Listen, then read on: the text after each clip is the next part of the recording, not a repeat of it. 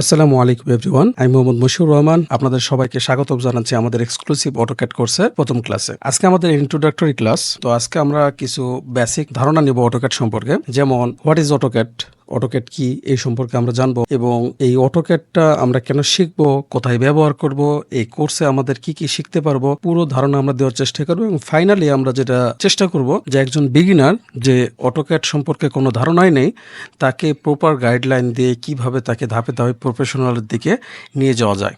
প্রথমে আমরা অটোক্যাড সম্পর্কে একটু ধারণা নেব। তো অটোক্যাড কি? অটোক্যাড আসলে আমাদের যেটা হচ্ছে, অটোক্যাড এক ধরনের সফটওয়্যার যেটার মাধ্যমে আমরা 2D এবং 3D ডিজাইন করে থাকি। আর এটা হচ্ছে ক্যাড বেসিস সফটওয়্যার। প্রথমে প্রশ্ন আসতেই পারে, হোয়াট ইজ ক্যাড? ক্যাড হচ্ছে কম্পিউটার এইড ডিজাইন। এখানে আমাদের যদি আমরা লক্ষ্য করি, কম্পিউটার এইড ডিজাইন, যেটার মাধ্যমে আমরা 2D 3D ডিজাইন করতে পারি। এটা বিশেষ করে যারা হচ্ছে electrical, civil, architecture, mechanical, engineering করতেছেন, তাদের জন্য এই সফটওয়্যারটা খুবই হেল্পফুল। অন্যান্য ক্যাড সফটওয়্যার আছে, কিন্তু তাদের থেকে বেশি জনপ্রিয় হচ্ছে যে সফটওয়্যারটা, সেটা হচ্ছে অটোক্যাড। তো এই অটোক্যাড সফটওয়্যারটি আমাদের হচ্ছে অটোডেস্ক কোম্পানি প্রথম তৈরি করেছিল 1982-তে, এবং তারা প্রতি বছর তাদের একটি নতুন একটা ভার্সন নিয়ে আসে। তো তাদের প্রথম ভার্সন যেটা ছিল সেটা হলো ভার্সন 1.0, এবং তাদের লেটেস্ট যে ভার্সনটা আসছে সেটা হলো 2026। এবং প্রতি সালে, যেমন এখন চলতেছে 2025, এখন আসছে হচ্ছে 2026। যখন 2026 চলবে তখন তাদের নতুন ভার্সন আসবে 2027। তো আমরা প্রথম অটোক্যাড কি এটা আমরা জানলাম। অটোক্যাড কোথায় ব্যবহার করা হয়? তো অটোক্যাডের ব্যবহারটা খুব ব্যাপক। এটা আসলে স্পেসিফিকভাবে যদি আমরা বলতে চাই, তাহলে আমরা এভাবে বলতে পারি, সিভিল ইঞ্জিনিয়ারিং ক্ষেত্রে আমরা ব্যবহার করতে পারি। যেমন আমরা যদি সিভিল ইঞ্জিনিয়ারিংয়ের ক্ষেত্রে রোড প্ল্যান করি, বিল্ডিং লেআউট করি বা সাইট ডিজাইন করি, তাহলে সিভিল ইঞ্জিনিয়ারিংয়ের ক্ষেত্রে এই অটোক্যাডটা খুবই হেল্পফুল। এরপরে আছে আর্কিটেকচার যেমন হচ্ছে ফ্লোর প্ল্যান করে থাকে, এভ্যালুয়েশন ডিজাইন করে থাকে। এরপর মেকানিক্যাল ইঞ্জিনিয়ারিংয়ের ক্ষেত্রে যেমন পার্টস অ্যান্ড অ্যাসেম্বলি ডিজাইন আছে, এবং ইলেকট্রিক্যাল ইঞ্জিনিয়ারিং ক্ষেত্রে আমরা ওয়্যার ডিজাইন, সার্কিট লেআউট। যেমন এই প্রজেক্টটাতে আমরা যদি লক্ষ্য করি, তাহলে আপনারা একটু দেখতে পারবেন, দেখেন যে আমাদের যে বিল্ডিংটা ডিজাইন করা আছে, এখানে দেখেন যে আমাদের ওয়্যার টানা আছে, এখানে লাইন টানা আছে, এটাকে আমাদের হচ্ছে ওয়্যারিং ডিজাইন বলা হয়। তো এইটার মাধ্যমে আমরা সার্কিট ডিজাইন বা ওয়্যারিং ডিজাইন করে থাকি ইলেকট্রিক্যালে। এবং আমরা যদি সিভিলের ক্ষেত্রে ধরি, তাহলে সিভিলরা তাহলে তাদের দেখেন এখানে নর্মাল যে ডিজাইনটা, তারা প্রথম অবস্থায় এইভাবে তারা একটা ডিজাইন করে থাকে। আর আর্কিটেকচারের ডিজাইন যারা আছে, তারা আর্কিটেকচারের ডিজাইন করে। এরপর আছে ইন্টেরিয়র ডিজাইন। যদি এখানে এই প্রজেক্টে যদি নর্মাল একটা ডিজাইন দেখায়, এটা আমাদের একটা বিল্ডিং ডিজাইনের ফ্লোর প্ল্যান। তো এটা হচ্ছে রুফটপের যে প্ল্যানটা সেটা। তো আমরা যদি এখানে রুফটপের প্ল্যানটা দেখি, এইভাবে দেখেন নর্মাল আমি একটা ডিজাইন দিছি, যদি আমাদের রুফটপের যে চতুর্পাশে কীরকম আমরা সাজাইতে চাই। তো এইভাবে তারা আর্কিটেকচার যারা আছে বা ইন্টেরিয়র ডিজাইনার আছে, তারা একটা রুমের ভিতরে কীরকম ডিজাইন করবে, তখন তারা সেই ডিজাইনটা এখানে সেট করে দেবে। তো এই গেল আমরা কোথায় কোথায় ব্যবহার করতে পারি। আর এই কোর্সে আমরা কি কি শিখব? তো প্রথমত আমরা যদি এই অটোক্যাড সফটওয়্যারটি ওপেন করে থাকি, আর যাদের নেই তারা অবশ্যই আমরা কি করব, অটোক্যাড সফটওয়্যারটি ইনস্টল করব। তার জন্য আমরা অটোডেস্কে যেতে হবে, যেখানে তারা অটোক্যাড সফটওয়্যারটি প্রোভাইড করে থাকে। আপনারা যদি স্টুডেন্ট হয়ে থাকেন, অবশ্যই আপনাদের ভার্সিটি থেকে একটা মেইল দেওয়া আছে। তো ভার্সিটির মেইল থেকে আপনারা কি করতে পারবেন, একটা স্টুডেন্ট অ্যাকাউন্ট করে নিতে পারবেন, যেটার মাধ্যমে 1 বছর আপনি স্টুডেন্ট ফ্রি লাইসেন্স পাবেন। আর যদি আপনি স্টুডেন্ট না হয়ে থাকেন, তাহলে আপনাদের একটা সফটওয়্যার কিনতে অনেক টাকা লাগবে। অলমোস্ট $2000 লাগে একটা সফটওয়্যার কিনতে, 1 বছরের লাইসেন্স সহ। যদি আমরা প্রোডাক্ট এখানে দেখি, তাহলে দেখতে পারবো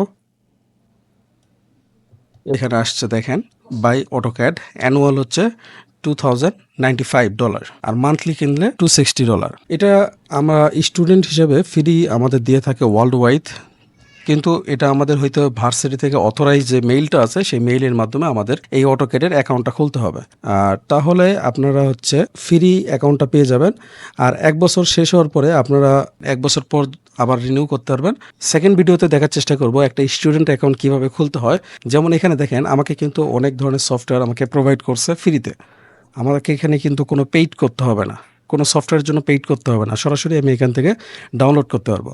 আর যদি আমার স্টুডেন্ট অ্যাকাউন্ট না হইতো, তাহলে আমাকে কি করতে হতো, পেইড করে সফটওয়্যারটা কিনে নিতে হতো। তো এখানে আমার লাইসেন্স আছে, এই জন্য দেখেন এখানে আমার কিন্তু দেখাচ্ছে না। আর যদি আমার লাইসেন্সটা না থাকতো, তাহলে অটোক্যাড ইনস্টল করতাম, ঠিক আছে, কিন্তু অটোক্যাডের ভিতরে আমি ঢুকতে পারতাম না। আর আপনারা চাইলে ক্র্যাক ইউজ করতে পারেন, কিন্তু ক্র্যাক ইউজ করাটা আসলে আমি প্রেফার করি না। তবে বিভিন্ন জায়গায় আপনার বিভিন্ন ওয়েবসাইটে আপনার ক্র্যাক পেয়ে যাবেন। আপনার স্টুডেন্ট আইডি না থেকে থাকে তাহলে অবশ্যই আপনারা ক্র্যাক ইউজ করবেন, কারণ ক্র্যাক না ইউজ করলে তো এত টাকা আসলে আমাদের দেওয়াটাও একটু কষ্টকর হয়ে যায়। তো আমরা এখন দেখব যে এই কোর্স যে আমরা শুরু করতেছি, এই কোর্সে আমরা কি কি জানবো। বেসিক যেটা আমাদের অটোক্যাডের যে ইন্টারফেস আছে এটা আমরা দেখব। যেমন আমরা যদি অটোক্যাড ওপেন করি তাহলে আমাদের সামনে এরকম একটা ইন্টারফেস ওপেন হবে। যেমন আপনারা এখানে দেখতেছেন এরকম এখানে হোম, প্রজেক্ট, স্কিমেটিক অনেক কিছু দেখাচ্ছে, কিন্তু আমি কোনোটাতে কিন্তু ক্লিক করলে ওপেন হচ্ছে না। দেখেন শুধু উপরের মেনুটা আছে যেটা, সেটা ওপেন হচ্ছে, বাদবাকিগুলো যেমন এখানে উইন্ডোতে আছে ফাইল, এগুলো ওপেন হচ্ছে। বাদবাকি এই যে আমাদের টুল বারটা আছে সেই টুল বার কোনো কাজ করতেছে না, কারণ আমরা কোনো প্রজেক্ট ফাইল ওপেন করিনি। এর জন্য কী করতে হবে, এখানে অটোক্যাড ইলেকট্রিক্যাল 2025 এখানে দেখেন ওপেন একটা অপশন আছে আর নিউ একটা অপশন আছে। এদের দুই পাশে যে পুল ডাউন মেনু আছে এখান থেকে আমি যে কোনো একটা প্রজেক্ট ওপেন করতে পারি। আর নিউতে গেলে এখানে বিভিন্ন ধরনের টেমপ্লেট আছে। টেমপ্লেট আসলে কি সেগুলো আমরা পরে একটা ক্লাসে আলোচনা করব, কারণ টেমপ্লেট অনেক বড় একটা পরিসরে আলোচনা করতে হবে। তো এখান থেকে আমি অটোক্যাড যে কোনো একটা অটোক্যাড নিলাম, দেন ওপেন করলে দেখেন আমার সামনে এই টুল বারটা, এই যে আমাদের যে কাজ করার যে বিভিন্ন ধরনের টুলস থাকে সেটাকে আমাদের বলা হয় টুল বার। তো এখানে দেখেন হোম আছে, প্রজেক্ট আছে, স্কিমেটিক আছে, প্যানেল আছে, রিপোর্ট আছে, ইম্পোর্ট এক্সপোর্ট আছে, ইলেকট্রোমেকানিক্যাল আছে।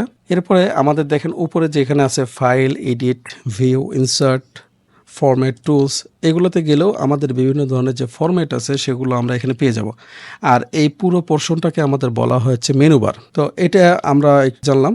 আর এখানে দেখেন এটা আমাদের হচ্ছে কমান্ড লাইন। এই নিচে এই যে লাইনটা আছে টাইপ অফ কমান্ড, এটা হচ্ছে কমান্ড লাইন। এখানে আমরা বিভিন্ন ধরনের কমান্ড দিয়ে আমরা কাজ করতে পারি। আর এই পুরোটা আমাদের হচ্ছে ওয়ার্ক পেজ। এরপরে আমরা যদি নিচের দিকে যাই, এইখানে দেখেন কমান্ড বারের নিচে যে আমাদের যেমন লেখা আছে মডেল, এখানে হচ্ছে বিভিন্ন ধরনের যে আইকন দেখা যাচ্ছে এটাকে আমাদের বলা হয় স্ট্যাটাস বার। আর এই যে পোর্শনটা আছে এটাকে আমাদের বলা হয় নেভিগেশন, মাউস নেভিগেশন। এটার মাধ্যমে আমরা টপে যেতে পারি। যদি আমরা 3D নিয়ে কাজ করি সেই সময় এই নেভিগেশন বারটা খুবই ইম্পর্টেন্ট। যদি আমরা একটু 3Dতে হালকা একটু দেখি, এখানে যদি আমরা 3D মডিউলটা দিই তাহলে দেখেন আমরা যদি কোনো কাজ করি তাহলে এখানে 3D ভিউটা নিতে হবে আমাদের। সাপোজ এখান থেকে আমি একটা বক্স নিলাম। এই বক্সটা এখন কীরকম হয়েছে আমার এখানে জানার জন্য দেখেন আমাকে এখানে কি করতে হবে, এখানে যদি ঘুরাই বক্সের শেপটা আমি বুঝতে পারবো। দেখেন এখন কিন্তু আমার দেখা যাচ্ছে 3D ভিউয়ে আমি দেখতেছি। আর যদি আমি নর্মাল টপ ভিউ দিতাম তাহলে আমি একটা সারফেস দেখতে পারতাম, বাকি সারফেসগুলো দেখতে পারতাম না। তো এটা হচ্ছে আমাদের হচ্ছে মাউস নেভিগেশন। এটার মাধ্যমে আমরা মাউসের যে 3D মডিউলের সময় কাজ করার সময় এটা আমাদের খুবই ইম্পর্ট্যান্ট। তো এটা একটু কেটে দেই। এখন আমরা যাব হচ্ছে 2D অ্যানিমেশনে। এরপরের ভিডিওতে আমরা দেখার চেষ্টা করব বিভিন্ন ধরনের এই টুলসের কাজ, এই কাজগুলো দেখব। তারপরে অ্যাডভান্সে আমরা যখন যাব তখন লেআউট, প্লটিং, তারপরে হচ্ছে আমরা চেষ্টা করব একটা প্রজেক্ট দিয়ে, যেমন এখানে একটা প্রজেক্ট আছে। তো এই প্রজেক্ট যেমন আছে, যেমন প্রজেক্টটা যদি আমি একটু জুম করি, জুম করলে আপনারা দেখতে পারবেন এখানে হলো যেমন একটা ফুল একটা হাউসের প্রজেক্ট আছে। তো এই প্রজেক্টে আমরা বিভিন্ন ধরনের কাজ করে থাকি, যেমন হলো যে প্রথমে হলো একটা লেআউট থাকে, তারপরে ফিটিং ফিচার থাকে, তারপর ইলেকট্রিক্যাল ডিজাইন থাকে, তারপর সিভিল ডিজাইন থাকে। এরপরে যদি আর্কিটেকচার ডিজাইন করতে হয় তাহলে সেটা এখানে আমরা অ্যাড করতে পারবো।